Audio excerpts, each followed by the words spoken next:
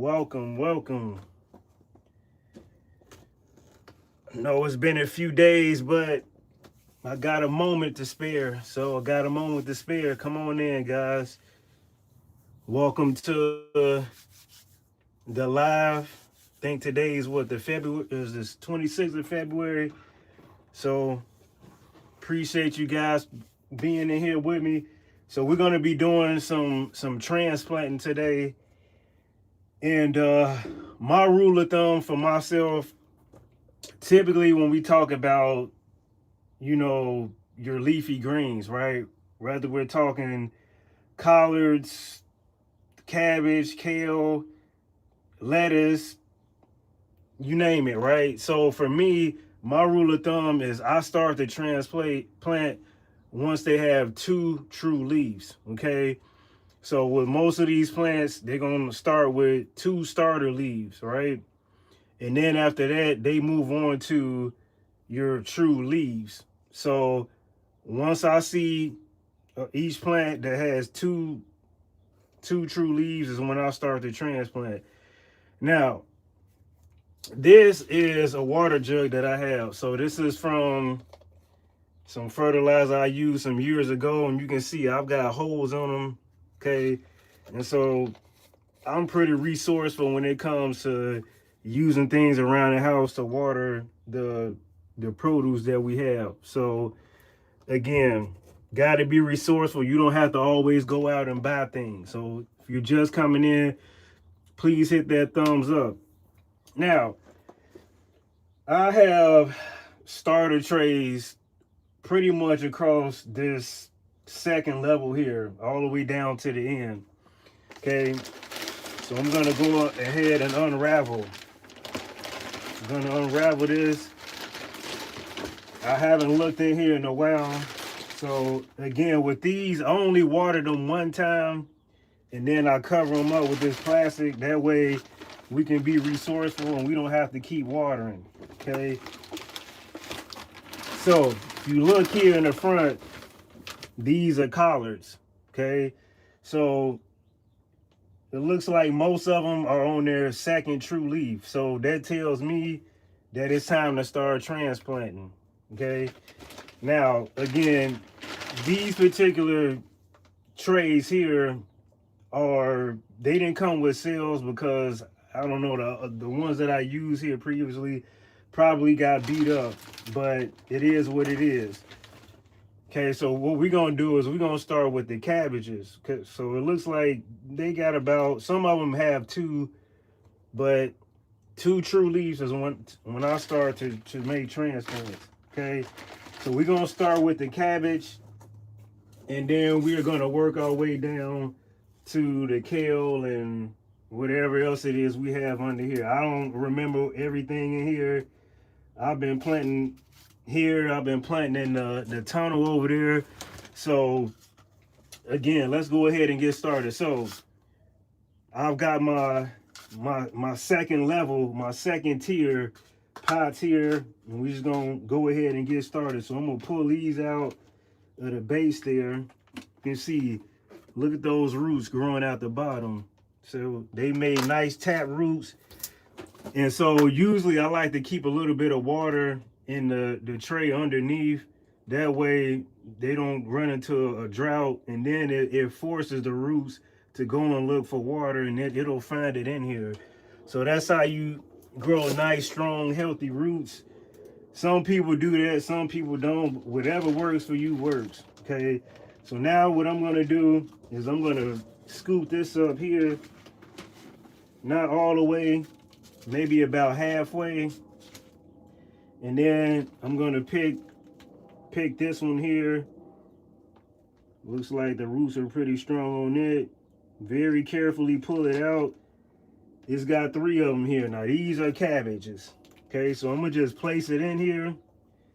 And now I'm gonna grab this cup here and just start to fill it up. All right, make sure it's nice and snug in there. And then I'm gonna take my water jug here. So if you're just coming in, see the holes in there, being resourceful. This is something I a little tub that I used from a few years back, and you can see it's kind of like a little sprinkler. So I'm just lightly sprinkling water in there. Let the water go all the way down through the bottom, and do it again, just a little bit. Okay, so now we got a cabbage right there. Now, what I'm gonna do is take this cabbage, because it's probably gonna be cold for the next couple of days, and I'm gonna put it right back where it was. Okay, so we don't have to do all this playing around. So I'm gonna do this, continue the process here, go maybe about halfway, and repeat the same process. So now, ideally with these cabbages, right, I usually just let two of them grow together. Even when I plant them out here, I'll let them grow in bunches of twos, and typically they do just fine off of that. You'll see one head growing on one side, another head growing on another, but once it's peak time, and I can see that one may be struggling a little bit more, maybe I'll pull it out and then plant it somewhere else. But if you got some nice loose soil, and they got enough room to really move, they'll be just fine. Now collards are a little bit different, because that root structure is a little bit more aggressive, and not only that, that plant tends to last a lot longer, right? Now I will tell you this, with your cabbages, for example, once they grow and then you cut the head off, you can leave that plant there, and it's gonna grow another head. So you can continue to eat off the same cabbage plant for a while, as long as it's gonna go before it goes to seed. Okay. Now what'll also happen with your cabbage plants is they will start to produce side shoots just like a collard will, depending on the variety you have, right? So you don't want to be too quick to just waste your plants, right? Now, if they just go ahead and die out, that's a whole nother story, right? So if you guys are just coming in, go ahead and hit the like button if you would. Ask any questions you guys may have. And I'm trying to make sure nobody's sending any messages in here. Okay, doesn't look like nobody messaged me anything. Okay.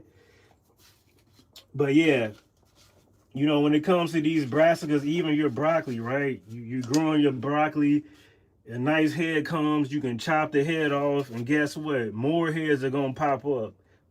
Not only that, even with your broccoli, you know, you'll see another plant grow up out of the root. You can take that plant, you know, and separate it, put it in the pot, start to grow more broccoli that way too, right? So there's so many different things you can do with your plants, your brassicas. Even with kale, right? Kale, and kale can last a long time if you take care of it. With your kale, you get a nice plant going, and then it fully matures. Guess what? With kale, it's gonna start to produce some side shoots as well. So you can take those little plants that grow out of the root at the bottom. You'll see them, and you can take that, start a whole new plant system, and that way, again, you don't have to worry about, you know, replanting seeds all of the time, right? Get the roots on that thing. Okay, so we're gonna place that in there. So yeah, some people plant, you know, collards, never have to plant them again. Same thing with your cabbages, because they don't want to go through, they don't like the hustle and the bustle of getting new plants going. I'm a person that likes the process. So for me, anytime I get a chance to grow plants from seed, I go ahead and do it. But if I didn't want to, if I was a person that didn't want to, I would just wait till the little side shoots pop up, separate them from that main plant, and then I would go ahead and just, you know, keep that process going. Now, I know a lot of farmers that do that, right? Because they don't have the time necessarily to do that year in and year out, especially when you're dealing with a whole lot of land. So again, there's so many different ways you can do these things, but a lot of people, you know, late in the season, I'm not gonna say they get lazy, but some people, you know, even get to that point where they become a little bit overwhelmed with the garden at the end of the year. They want to take a break, and then they just kind of let things just fall apart.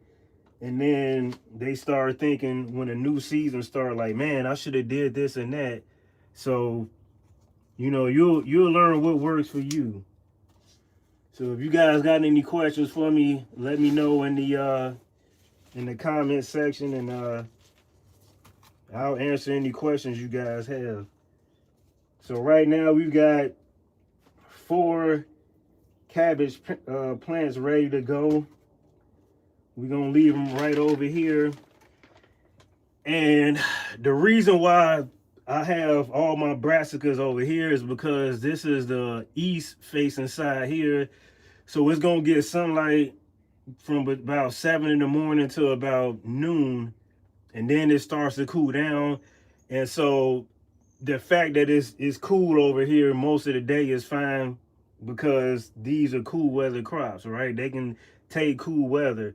Even down at the bottom on the first level here, we got peas growing, and they're growing pretty nice since the last time, you know, we've looked at them. So again, the tunnel is going to be for your warmer, you know, tropical type plants, plants that really don't do well once you start going under 50 degrees, right? So this area is our cool weather starter. Also can plant some cool weather crops down at the bottom. We can plant, you know, turnips, beets, all sorts of cool weather crops. Even if at the bottom we wanted to just plant all spinach, we could do that as well. Typically, even this area here, where we have the raised bed outside with the pergola here, is typically going to be your cooler weather crops too. So you kind of got to understand the sunlight that your yard gets on different sides of it. On this side, for example, you know, 4 to 6 hours, right? 4 to 6 hours on this side. In the back here, straight in the back, is going to be your plants and crops that are going to need the most sunlight they can get, right? So this back here is going to be the southward facing part of the yard. So you got to kind of understand that as well. Now the west part is going to be something that doesn't um arugula, something like you know, some leafy greens that really don't have to have a lot of sunlight. So again, if you have a house that's got a north facing yard where you're going to be growing, then you really want to position your crops in a way where they're going to really benefit. Otherwise, they may struggle depending on what it is. Okay. So if you're just coming in, please hit that thumbs up. Appreciate you for being here. So what we're doing is doing a little bit of transplanting. And so as I stated before, when it comes to transplanting for me, I like to wait until with my leafy greens that I'm seeing at least 2 true leaves. Now we all know once they start with the little starter leaves, and then they start to move on to the true leaves. And so that's the process that I follow. I wait until they have 2 true leaves, and then I start to transplant them. Hey, so if you don't follow that process, let me know what it is you do in the comments. I'm always interested to see what works for you guys. Now, if you're somewhere like, you know, Florida, you know, maybe you wait until the first leaf pops up and you put it out because it's warm, right? Let me know what your process is in the comments. All right, so whatever you guys want to talk about, we'll be here hanging out for a while. Leave me some comments, ask me some questions. Let me know how your day has been. Let me know what grow zone you're in. Let's talk about anything. It doesn't matter. It could be anything about my life. Just put something in the comments. Now, another thing to consider too with your transplants is, you know, when you want to get them outside. For me, I like to get them outside as quickly as possible. So once I got 2 leaves, I brung these trays outside. Well, in this greenhouse here, because I wanted them to start to get used to the cooler weather, but also being protected by the frost with the plastic, right? So the earlier you kind of introduce them to cooler weather, the better off they'll be in the long run. Okay, and it's going to help it build the strength that it's going to need to get throughout the rest of this growing season, especially in the spring, right? So what happens in the spring? The spring you're going to get some warm days, and you may or may not get some warm nights, right? A lot of the nights are still going to be cool. So we want to get these plants used to where they're going to be at. Hello from Saginaw, Michigan. Hello to you. Uh yeah, I think I replied to your question on the last video I put up, or post I put up. I'm trying to remember what it was you asked me, but I did respond back. Oh, it was about your seedlings being laggy, I think. So yeah, if your seeds are laggy, it could be because of where they're planted, right? So what happens is this: you start your seeds indoors. You got grow lights, and let's say your grow lights are way up here, right? Your grow lights are up here, and your plants are down here, like where my plants are. So this is probably about I don't know, 2.5, 3 feet distance. So what happens is this: your plant is searching for the light. The light is too far away, especially when they're very little, right? So when they're teeny tiny, they need that sunlight to be like just over exaggerated. They need super bright light. So there is there's, what is it, lumens, and then they got the Kelvin, all this stuff with the light. So I know you want at least like 800 lumens, and then Kelvin, you want those to be like 1,000 or 1,500, something like that. So you want some really bright lights, okay, right? That way the plants know where the light is. They don't have to go searching for it, and then they start to become laggy. And if it's too much moisture too, they'll become laggy and weak too. So if this is where my plants are, I need my light right here, right? I need the light, 6 inches to a foot away from my seedlings if you're using grow lights. Otherwise, they're gonna grow laggy. Okay, they took me by surprise because I had just planted the seeds. Yeah, anything mustard seeds. I think you said you were planting some mustards. Mustards grow quick, and they grow humongous in 30 days, right? So um, I'm trying to find some seeds in here. Mustard seeds are like real teeny tiny dots. But then, I mean, I've seen mustards grow as tall as 6, 7 feet tall, depending on where you are. There's a mustard variety. I think it's a Florida mustard variety, and actually seeing them in Florida, I mean, they can get really big and they can tolerate some heat too. So, if you want a certain a plant to do certain things, you're gonna have to get a certain variety in order to get the results you want to get. So, yeah, I would look into that Florida variety too. For those of you even in the Midwest or up north, as it starts to get really hot, you'll still be able to grow mustards even when it's a little bit warmer out. Grows on 8. I just came on. Always had a problem growing from. You say okay, so Sylvia Linda, you said grows on 8, and you just came on. Always had a problem growing. Oh, you mean growing from seed? Okay, I think that's what you mean. I don't want to guess, but I think you mean growing from seed. Yeah, I mean, and it's all right though, you know, because we got, you know, busy lives. You get distracted with things that happen, or sometimes you get the wrong ingredients to even start the seeds, right? Sometimes you don't have the you know, the lights, the proper lighting you may need, or the climate. Like for me, right, where we usually start our starters are gonna be in the garage. The garage has weird air, right? The garage, most of the times, think about garages, they got moisture, you know, they just got bad air quality.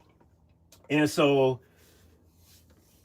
I let them sprout up, but once they sprout out, they get those first starter leaves. I immediately take them out of the garage and I move them to the greenhouse, because I know that if they sit in there too long, a fungal disease can start, right?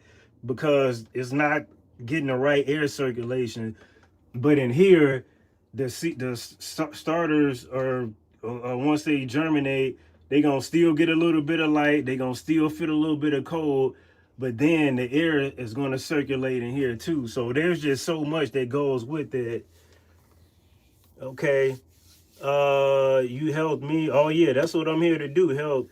So you're in grow zone 8. I used your Ziploc method with the south facing window. Then I moved them to the grow light. Okay, yeah, yep. That paper towel with the paper towel. Yeah, that works pretty much with any seed. Even a mango tree seed. You know, they're about this big.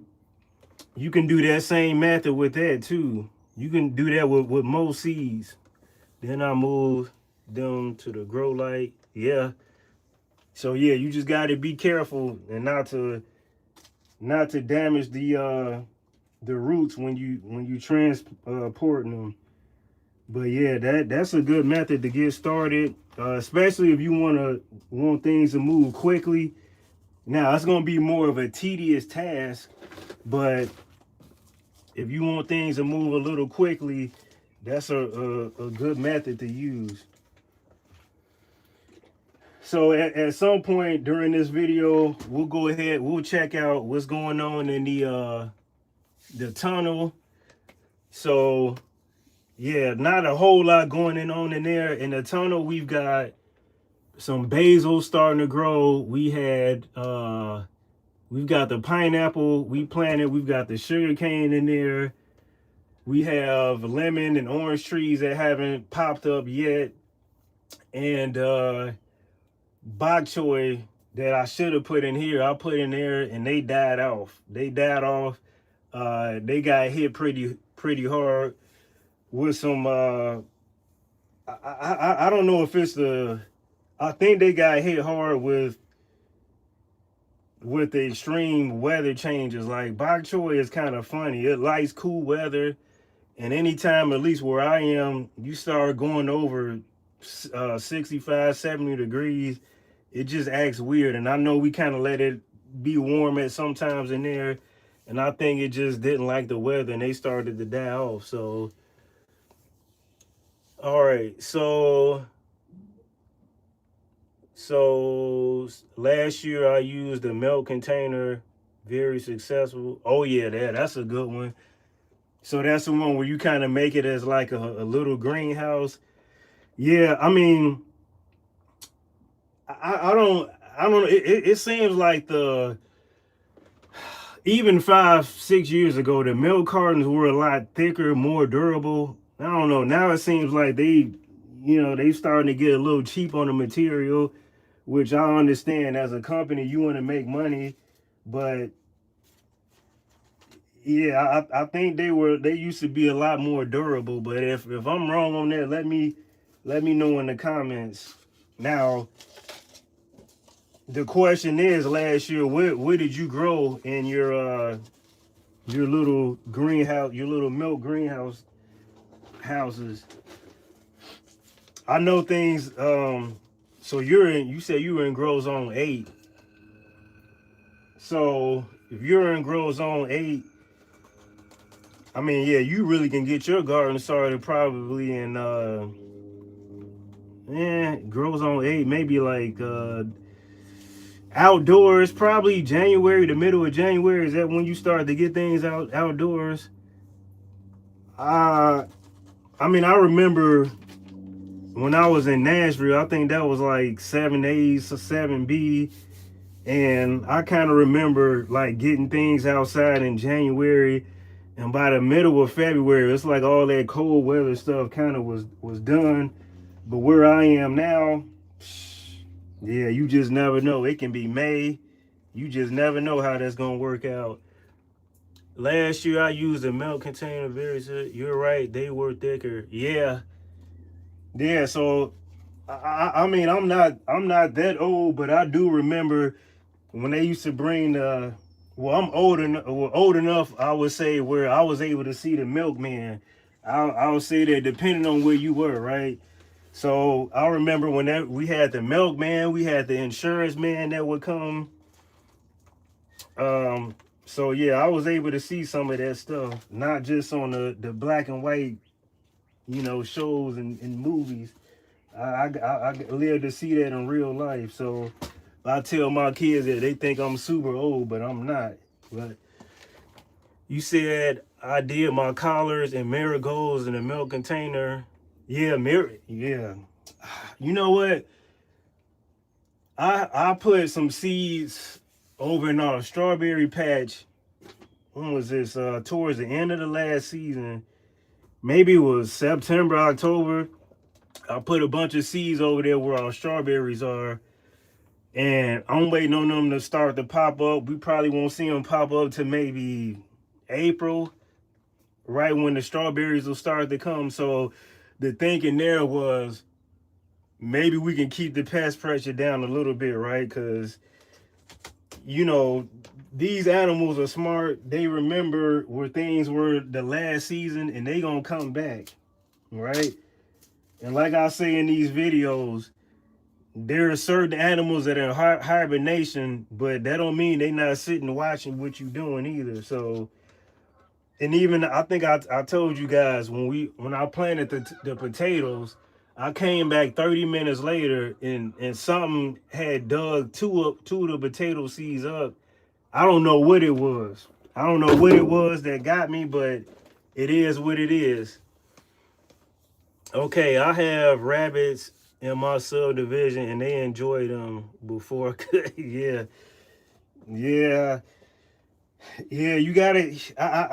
I hate to tell people this, but you gotta if you want to keep all of your pest pressure down, you gotta get some cats, man. You gotta get some cats or a little terrier dog or something. They'll keep them away. Now, when we first moved here, for example, which was back in 2021, right? We were actually coming from a house that was about an acre of land. But when we came here, this backyard was rabbits were everywhere. And so we had the cats already. And at the previous house, we let them go outside, whenever they wanted. But when we moved here, they were still kind of young. We were like, I don't know if we're gonna let them out yet. But it was like, well, they're gonna have to learn. So I let them out. Never seen rabbits again. Never seen chipmunks. We had those bad too. Even a lot of the birds won't even come down because, I mean, the cats get to them and they basically have them for a snack. So they know what goes around here. Even the squirrel. The squirrel will only come in our yard when it's raining, right? So whatever it is they want, they gonna get it, but they gonna wait until it rains when they know the cats aren't gonna come out. So these animals are very, very smart. It's amazing how smart they are. But yeah, the rabbits can wreak havoc. January and February, brassica, herbs, tomatoes, flowers, and more. It's from Sylvia. Experiment and a lot of fun. Yep. So you're the thing about tomatoes, and yeah, you know, you can get those out pretty early where you are too and grow zone 8. Um, the thing people don't realize is tomatoes can take some frost. They can take a hit, especially I would say light frost. Now when you start talking the hard frost, they can take it later in the season as the plants start to mature.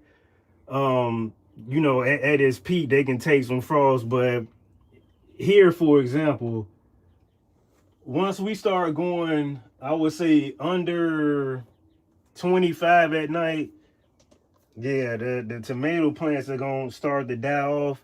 And at that point, you can start to clip off the side shoots that grow off of them, put them in your cups, you know, put them in the house as a house plant for a couple months or whatever, and then you got your plants ready to go for the next year.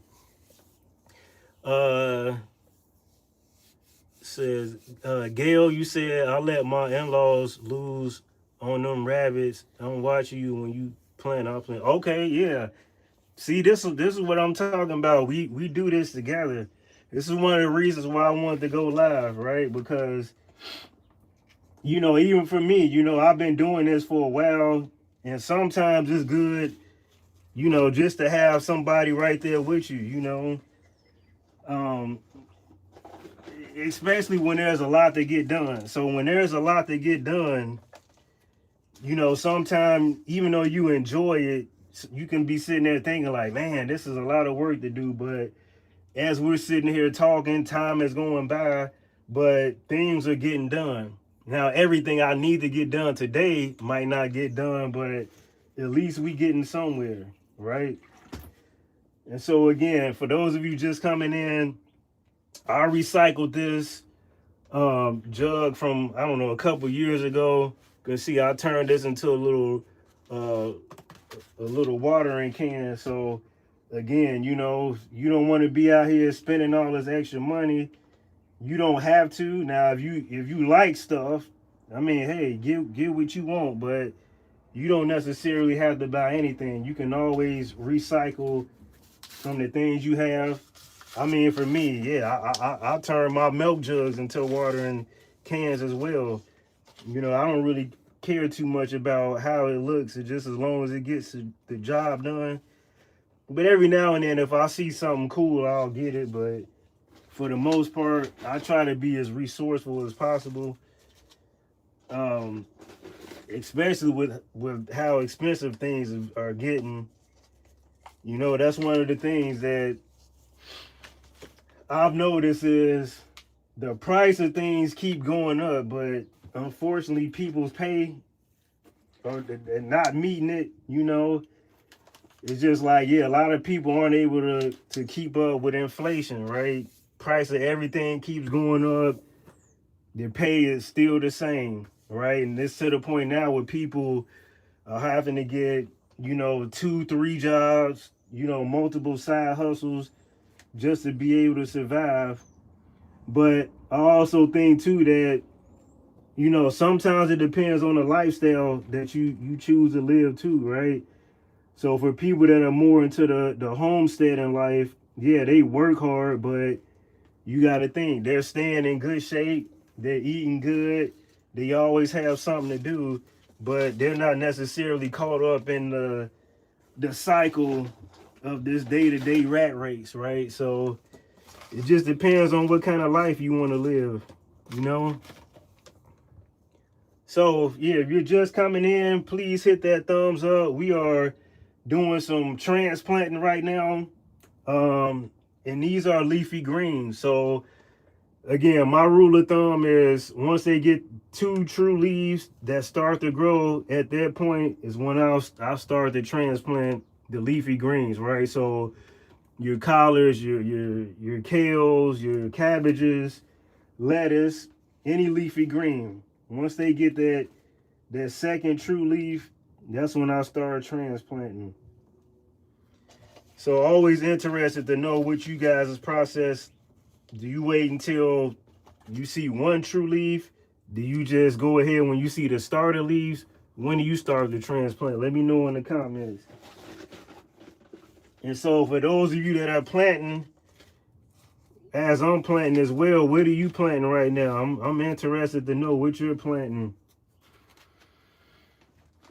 So if you're in saw somebody's in Saginaw, Michigan, I guess you're not too far from where I am. And so the goal this summer is to have, you know, workshops and clinics this summer. Um, Again, I know some of you guys are even in the same city I'm in. So yeah, we want to get together this year and do some stuff. Also, the app will be coming out on Sunday. So I said it was gonna come out Sunday. Again, it's gonna be a beta mode, right? It's gonna be a beta testing mode. We'll see how it goes. If everything goes well, then we'll work on getting it on what is it, Google Play and Apple Store. We'll work on that. So just depends on how it go. It may be a couple of months or weeks to get everything straight, but wanted to give you guys an update on that. Also, so in April, I will be running a full marathon in order to raise funds the for Prosper. So finally nailed that down. I've been training for that. So yeah, we got to get some funds so we can help people get their garden started. Not just, you know, being on here talking, but actually being in the community doing things, okay? You said that's why I love that you brought your children to the garden at their age. They won't forget it. Yeah, yeah. I remember when I was a kid, like my grandfather would grow watermelon and stuff like that. He always did the woodwork and stuff, so I kind of learned that from him. But then my great grandfather had a past of farming. He lived to be almost 101 years old. And his father and then his father's father were also farmers too down in Alabama. So it's interesting. I actually learned that I have cousins that are in Michigan that are around my age, like they're in their 40s, and they have farms. Never met them, never heard about them. I'm just kind of recently hearing about them. So yeah, apparently I have family members that are in my age group that farm and do things too, and hopefully I'll get to meet them someday. I mean, it's kind of sad that you learn about each other this late in life, but you know, we still got time to get with each other and learn some things from each other. You said yes, I told my husband. Oh yeah, I appreciate that. Yeah, hopefully, yeah, we'll link up. So Sylvia, you said January, February. Okay, yeah. So we did talk about the tomatoes. So the tomatoes, we started planting those last week. So they may or may not have started to sprout up. I don't know. We gonna check, but tomatoes, I can't leave them in this extra plastic for too long because depending on the variety, they can disease really quick and really young. So once they start to pop up, I'm gonna take those out because I don't want them to get diseased. And there's some varieties that I really wanted to grow. So here's one of them here. This one is it says a tomato cherry by Valley Green. Okay, and then you got, what is this one? A beefsteak. Haven't grown those in a while. The last time I grew those was probably in 2019. I think was the last time I grew a beef. And then here's the other variety we started. This Rutgers. I don't know if I ever grew the Rutgers one, but we started those too. So again, for those of you that said that you struggle getting them started. You know, don't be afraid or ashamed to get some plants from, you know, Home Depot or Walmart if they're available. I don't know if they're available or not. Where you guys are, where I am, nah, it ain't happening right now. Maybe towards the end of March, we'll start to see some of those plants as the frost starts to go away. But you can get things like grapes, the apple trees, peach trees, plums. Uh, Today I saw elderberries and something else that I had never seen in this area. So, you know, this I'm not gonna say industry, this lifestyle is starting to pick up on people. You know, people are wanting to pay attention more to what they're eating. You know, they're tired of all this manufactured food. They're tired of paying these high grocery prices. And this is the way we combat against it. Now, again, yes, they can still spray stuff in the air, you know, with the airplanes and whatnot. But again, you know, you got to fight that maybe with building yourself a tunnel or doing different things to kind of combat that. And some people have full out just gone to the point where they just grow indoors only, right? You know, yeah, you got to do what you got to do, right? See what else questions you got. I have a back injury, so I can't do much. Everything is raised beds now. Well, okay. Yeah, that works too. Um,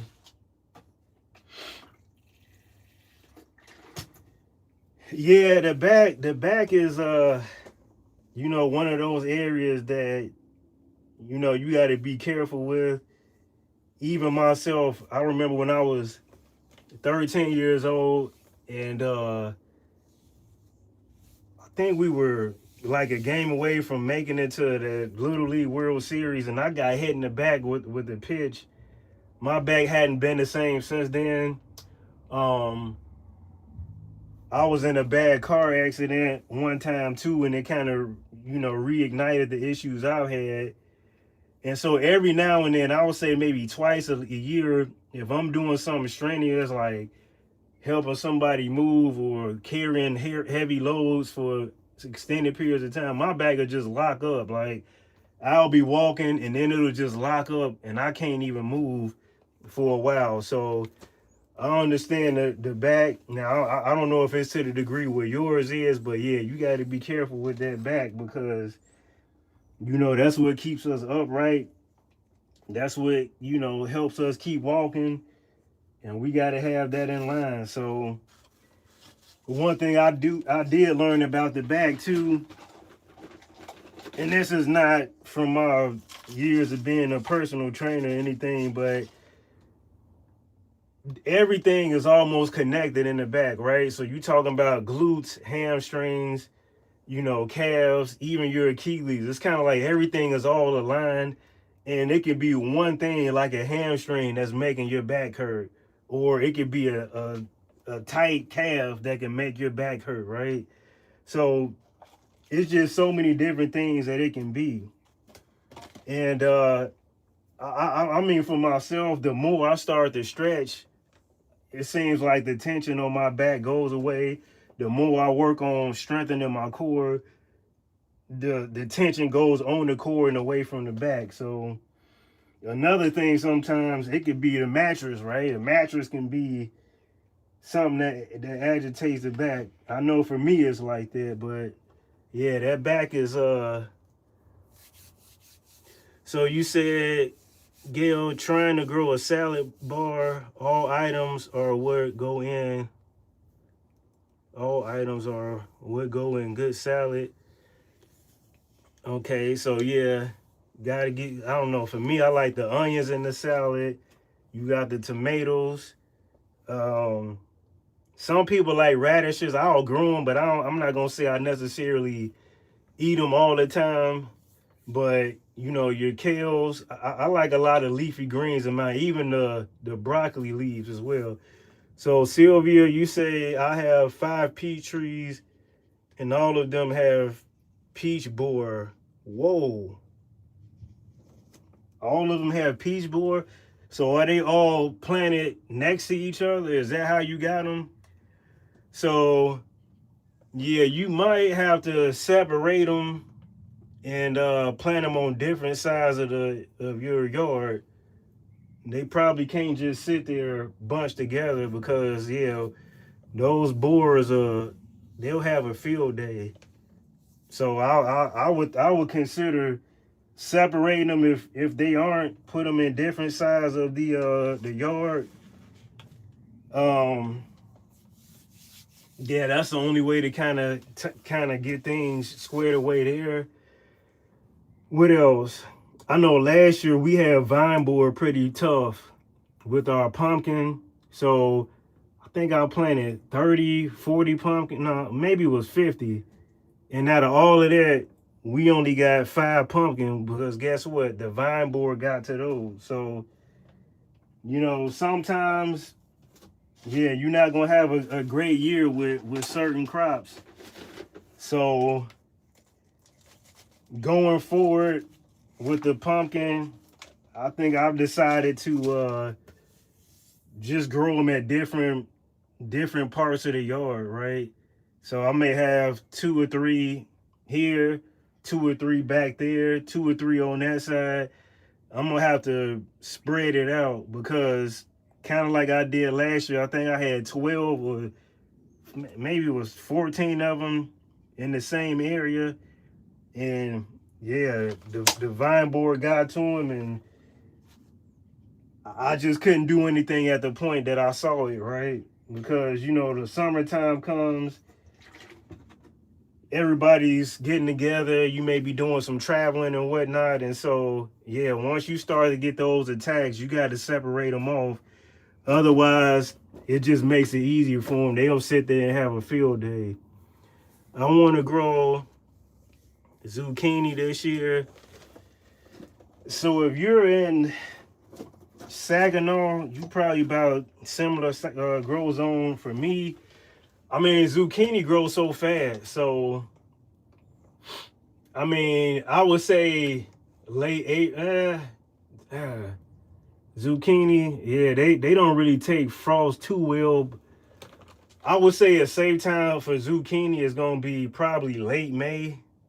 If you're in, you know, in the Midwest, like grow zones 5, like late Mayish would be a good time to get those out there.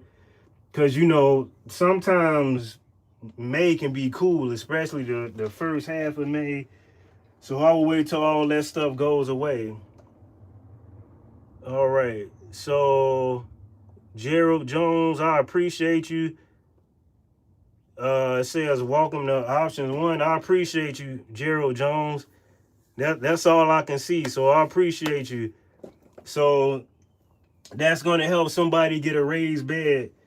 Again, we're trying to do more than we did last year. That's what the goal is to continue to help people out. I mean, like I said, last year we were able to feed the community. Some people came and got what they wanted and donated, but some people just came because they really needed you know, the salad or the whatever they needed. They just came and got what they needed. Also last year, you guys know we built a nice amount of raised beds. We came to people's houses, built free raised beds for them. So yeah, we plan on doing more of that this year. So we appreciate it. That's where that is going to go to. So again, for those of you that are just coming in, we will be running a full marathon in April at the it's called the Carmel Marathon in Carmel, Indiana, which is a town just north of Indianapolis. I'll be doing that, fighting for my life as we try to raise funds to to get more people you know, started with their gardening journeys. Okay. Now I know last year think we had a grandmother and great grandmother that was maybe 90 years old, and she got a nice raised bed. She put her some peppers in hers, some tomatoes. She even had a couple of sugar baby watermelons up in there, and so she needed one. Her grandkids, great grandkids reached out. We were able to get her set up, and hey, now she can continue her gardening journey. You know, at least for the next couple years until she may need another one. Hopefully, she put it up in the garage. But if not, it's okay. It'll last a little while. But yeah, I mean, yeah, we were just able to help so many people, man. And my mother, I think she wants me to do something for her. This week we'll be going up there to celebrate her birthday. So I'll try to get live either before getting up there or after. I'm not sure, but you know, I'll keep you guys posted on that. Okay. Need to learn about how to give through YouTube. So right now on the page we have different tiers of how you can donate, like for example $1 every month. I think the second tier is like $1.99 every month. So if you go on this page, you'll see a section that says join, and then you can select whichever one. But yeah, that's how you can do it on YouTube. All right, so you guys got any more questions? Old school here, not familiar with this technology. I understand that. I'm actually I was a person that kind of was raised in technology. So my mom was a computer programmer, I don't know, 30 something years. And my dad was like a network administrator with IT. So that's the reason why I probably got into IT. But yeah, I mean, I've been in all my life pretty much, and it's something I want to get away from to a certain extent besides YouTube, right? So I always say if there's one app, if I could only have one app for the rest of my life, it would be YouTube. But yeah, it's something that I want to come away from. I've been in it for so long, and I just want to enjoy life, you know. I'm tired of being boggled down with text messages and emails and all this stuff that comes on over the phone. So I understand you now. So I have a stepdad, and then I've got a biological dad. Now my biological dad, he doesn't do any texting. He like just everything is phone call. He don't do emails. He don't do anything that's techie, right? My grandmother, 80, she'll be 86 this year. She's on Facebook. She's on, you know, all WhatsApp, all these apps. And I mean, she's navigating them through this stuff like, I mean, like she's 25, you know, so it's just interesting to see, you know, some people kind of get into it and some people don't. And I think the older I get, the less I'll probably be involved with it, aside of YouTube. But you know, sometimes it's just not everybody's cup of tea, you know. And you really ain't missing nothing if you're not really too much into it, honestly. But the thing for me, take it from me, as a person that's been in IT for almost 20 years, the reason why you at least have to understand it is because of all of the scamming that goes on. You got to understand it. You have to understand it, especially if you're going to be doing online banking, or, you know, you're going to be investing in stocks or anything like that. Even these scammers will try to get you saying that they're your doctor and you forgot to do this and click this. You have to at least understand it and be able to recognize scams. So that much I would say you got to be on top of that. So my 9-year-old niece is teaching me. Okay, so yeah, that's good to have. So I would say this: if there's anything that looks funny, something that don't make sense, do not click on nothing. Do not move forward with any of that stuff because they're getting better and better. And now you factor in AI and all of this stuff. Yeah, it's crazy. I mean, even where I work at, right? So I work for a hospital in a country town of Indiana, and you know the scammers try to do ransomware on our company, right?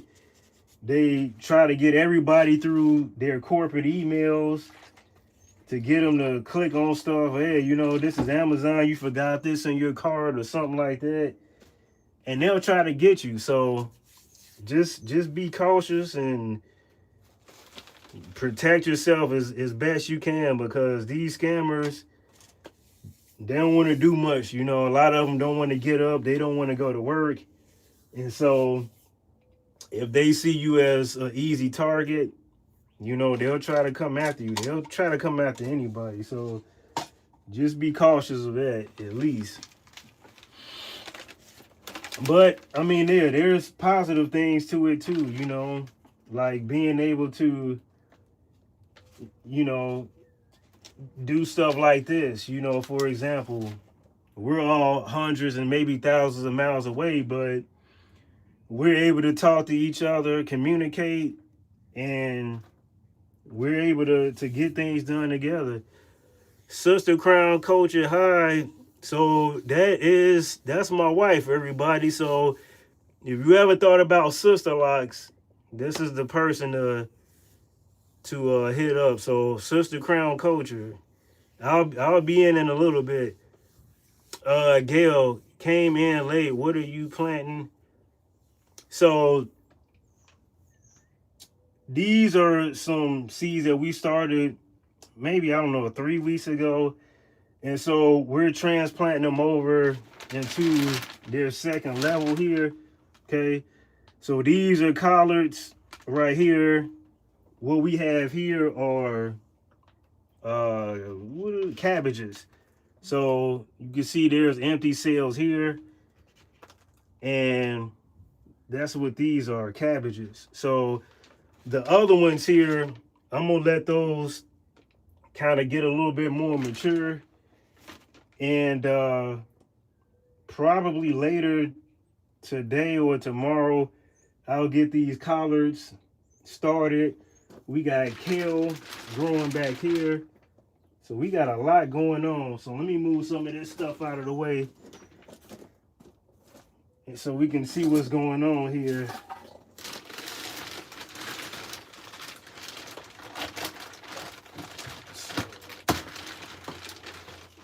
Yep, we got kale growing in here, broccoli growing in there. The broccoli's popped up, and the tomatoes have not popped up yet. So anything pretty much that can handle and take a frost is in here. All right, so nothing in this greenhouse here can't take a frost.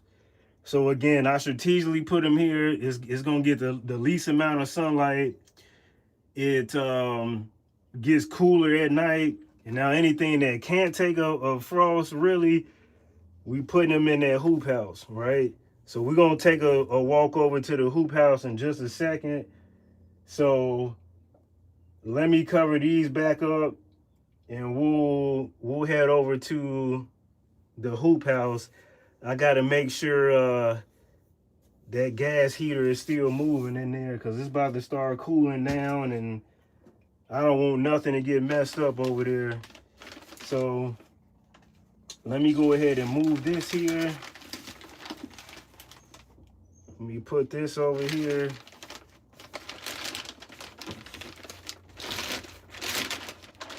Cover this stuff up.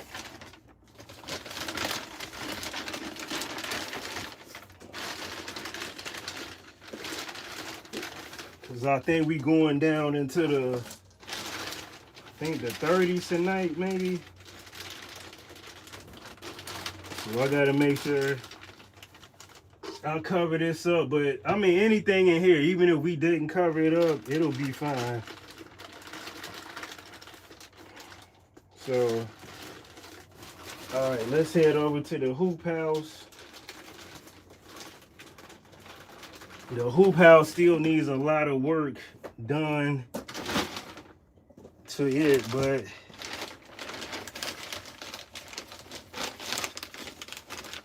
let's head over there and see what's going on.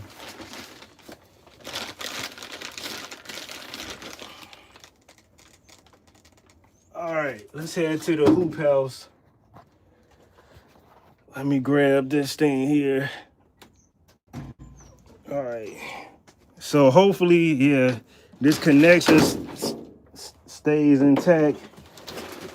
We got one of the watch cats right here. The one that gets to everything. Now you can see our raised bed where we planted a couple weeks ago. I had to cover them up because, yeah, some hard frost came since then. I think one night even went into the teens. So underneath there's some pea plants and lettuce, onion. There's a bunch of stuff growing up under there. But let's go ahead and go to the hoop house. Now, there is one thing I wanted to say, but this is where you gotta remember we planted some potato and I covered them up not because of the frost. I covered them up because something was digging them out. So as it starts to, grow as a plant, we'll be fine, but I'm not gonna let them take over like that. So let's go ahead and go into the hoop house. Back. So yeah, you can see.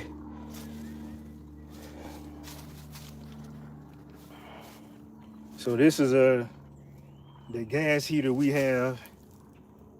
And right now it is about, let's see, about 70 degrees in here. I think it's 40 something outside. So that gas heater does some good work. You set this tripod up. Show you what else we got going on. So these are the little trees we planted. The orange trees are here, lemons are here, and you can see the bok choy looking sad. So we got to do that over. I got to find some seeds on that. We got some lettuce growing in here, which should really be over in the other hoop house. I'll probably take that over there because it's gonna be too warm in here. And then we've got some herbs growing in here. These are basil. So the basil will be fine in here. I had to put a quick little tunnel up in here because one night I think we went down to 18 or 19. And let me open this thing up so you can see. The pineapples, I don't know if they're gonna make it, but you can see the frost up in there. So the other buckets of the sugar cane, of course, they haven't popped up yet, but yeah, I thought they would do better than that, but again, it's trial and error, man. You're not gonna get everything right. I thought it would do fine because you talking double plastic, right? Nope, once you go into 20, it's not enough. So here's our watering station here. So yeah, you just scoop up a little bowl or something, water. We built this last year And so in here, I think I'm gonna put some, I don't know what I'm gonna put in there, but it's gonna be something nice. So that's what we got going on in here. In the inside of the house, we have some things growing too, but I don't remember what it is we got growing in there. It's a lot of stuff growing everywhere. All right, let's see what you guys say.